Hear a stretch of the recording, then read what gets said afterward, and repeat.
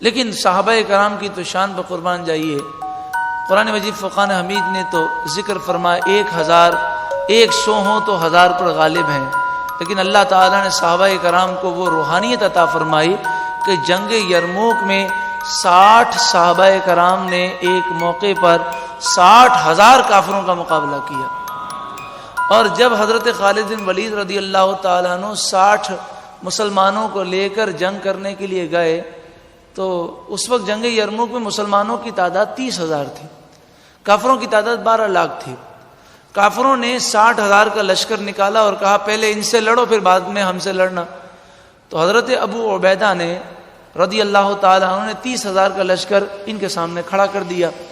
تو حضرت خالد بن ولید نے عرض کیا کہ آپ امیر لشکر ہیں، میں آپ سے ادباً یہ مشورہ پیش کرتا ہوں کہ اگر 30,000 کا لشکر ہم نے 60,000 کے سامنے رکھ دیا تو 12 لاکھ کے آگے ہم کون سا لشکر لائیں گے؟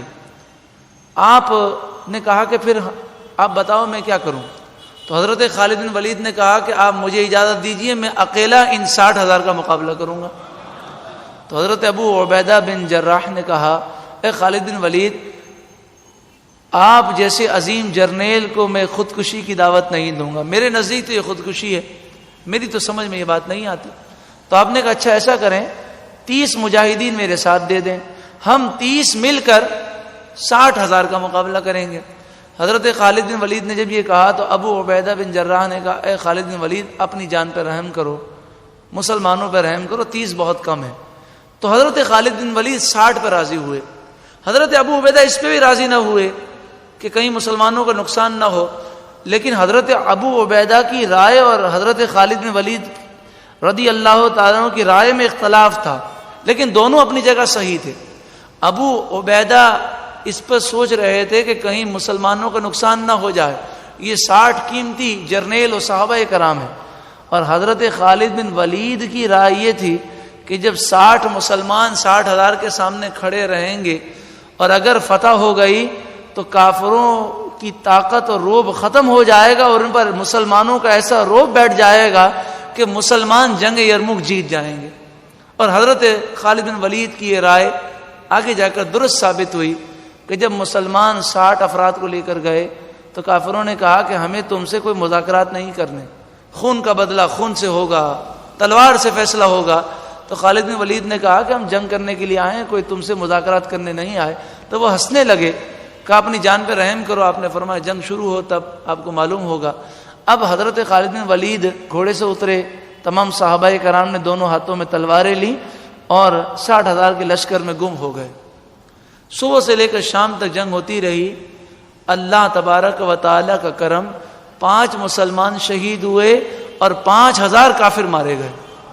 حضرت خالد بن ولید نے اتنی تلواریں توڑی اور اتنی تیزی سے آپ نے تلوار چلائی کہ امامے سے لے کر آپ کے سر مبارک پر اس وقت جو کالا امامہ تھا حضرت خالد بن ولید رضی اللہ تعالیٰ، تو کالا امامے پر اگر لال رنگ لگ جائے تو آسانی سے وہ پکڑتا نہیں ہے، لیکن اتنے آپ نے کافروں کو قتل کیا کہ سر سے لے کر پاؤں تک آپ بالکل لال اور سرخ ہو گئے تھے۔